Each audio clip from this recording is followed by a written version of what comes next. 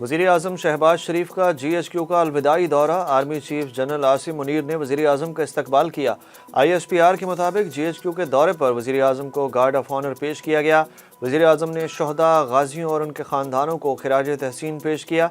GHQ में तकरीब से खिताब में शहबाज शरीफ ने कहा कि कल हुकूमत की मुद्दत मुकम्मल होगी, इक़्तिदार निगरान हुकूमत के हवाले करेंगे।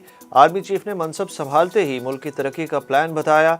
वज़ीर आज़म ने कहा कि पाकिस्तान मुश्किल तरीन हालात से निकल आया है, वसाइल की बंदर बांट के बजाय मुनसिफाना तकसीम करनी होगी। वज़ीर आज़म ने कहा कि करोड़ों पाकिस्तानी मुंतज़िर हैं कि कब वक्त आएगा जब पाकिस्तान कर्ज़ों से जान छुड़ाएगा। पाकिस्तान की 15वीं कौमी असम्बली कल तहलील कर दी जाएगी। वज़ीर आज़म शहबाज शरीफ की जानिब से आज सदर मुमलिकत को कौमी असम्बली तहलील करने की एडवाइस भेजे जाने का इम्कान। ज़राए के मुताबिक कौमी असम्बली का कल अलविदाई इजलास होगा। निगरान वज़ीर आज़म के मामले पर वज़ीर आज़म शहबाज शरीफ और अपोजिशन लीडर की आज होने वाली मुलाकात कल तक मुलतवी। अपोजिशन लीडर राजा रियाज की मसरूफियत के बायस आज मुलाकात नहीं हुई। ज़राए के मुताबिक शहबाज शरीफ और राजा रियाज की जानिब से 3-3 नाम दिए जाएंगे। कल होने वाली मुलाकात के बाद हतमी नाम का ऐलान किया जाएगा। दूसरी जानिब निगरान सेटअप की तश्कील और वजारतों की तकसीम के हवाले से इत्तहादियों का जोड़ तोड़ अरूज पर पहुँच गया। निगरान हुकूमत में वजारतों के लिए इत्तहादियों ने अपने नाम दे दिए। तोशाखाना केस में इमरान खान को सज़ा के खिलाफ अपीलें सुप्रीम कोर्ट और इस्लामाबाद हाई कोर्ट में समाअत के लिए मंजूर। नंबर भी अलॉट, समाअत कल होगी। इस्लामाबाद हाई कोर्ट के चीफ जस्टिस आमिर फारूक ने 2 रुकनी बेंच तश्कील दे दिया। इस्लामाबाद हाई कोर्ट का डिवीज़न बेंच चेयरमैन PTI की अपील पर कल समाअत करेगा। चेयरमैन PTI की जानिब से सुप्रीम कोर्ट में इस्लामाबाद हाई कोर्ट का 4 अगस्त का फैसला भी चैलेंज किया गया है। इमरान खान की अटक जेल में हिरासत को गैर कानूनी करार देने से मुतल्लिक दरख्वास्त पर chief justice Islamabad high court Aamir Farooq ने रिमार्क्स दिए कि ये जहन में रखें कि जेलों के रूल्स में जो सहूलत दी गई है अदालत वही ऑर्डर करेगी। इमरान खान का सियासी मुस्तकबिल क्या होगा, इलेक्शन कराने में कितना वक्त लगेगा, साबिक सेक्रेटरी इलेक्शन कमीशन ने हक़ाइक़ बता दिए। साबिक सेक्रेटरी इलेक्शन कमीशन कमर दिलशाद ने साउथ टुडे से खुसूसी गुफ्तगू में बताया कि इमरान खान अब सज़ा याफ्ता हैं, आइंदा 5 साल के लिए इलेक्शन के लिए नाअहल हो गए, इलेक्शन 8 माह से पहले नहीं हो सकते। कमर दिलशाद ने कहा कि इलेक्शन कमीशन 7 नवंबर को इलेक्शन के लिए तैयार था। डिजिटल मरदमशुमारी को हुकूमत ने आखिरी वक्त में आईनी हैसियत दी। उनका कहना था कि हल्का बंदी उम्मीदवारों के लिए ज़िंदगी और मौत का खेल है। इलेक्शन कमीशन को इंतज़ामी मामलात मुकम्मल करते 6 माह लग जाएंगे।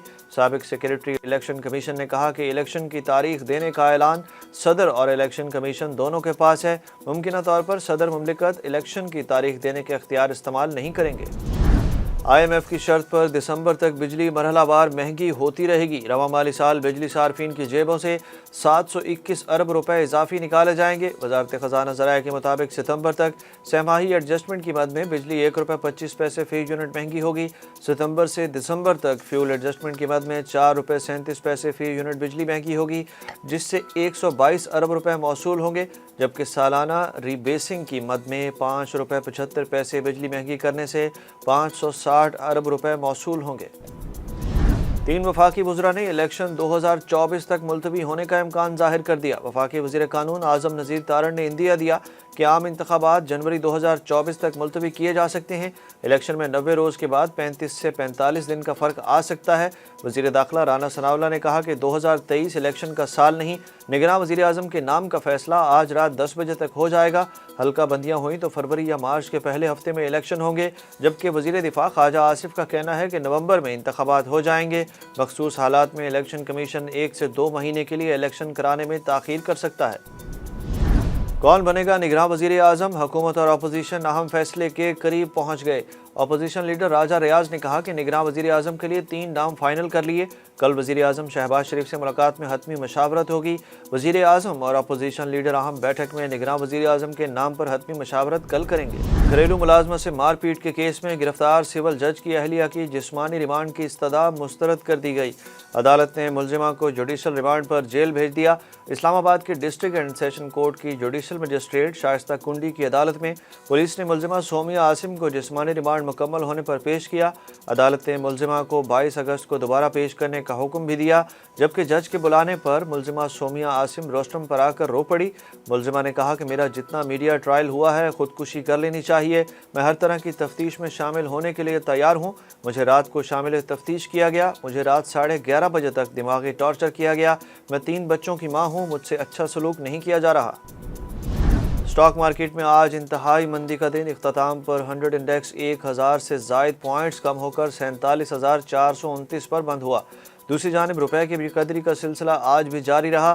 انٹر بینک میں ڈالر 48 پیسے مہنگا ہو کر 287 روپے 91 پیسے پر بند ہوا، جبکہ اوپن مارکیٹ میں ڈالر 2 روپے مہنگا ہو کر 296 روپے میں فروخت ہوا۔ پاکستان کرکٹ بورڈ نے سابق ٹیسٹ کرکٹر سرفراز نواز کی پنشن بحال کرنے کا اعلان کر دیا۔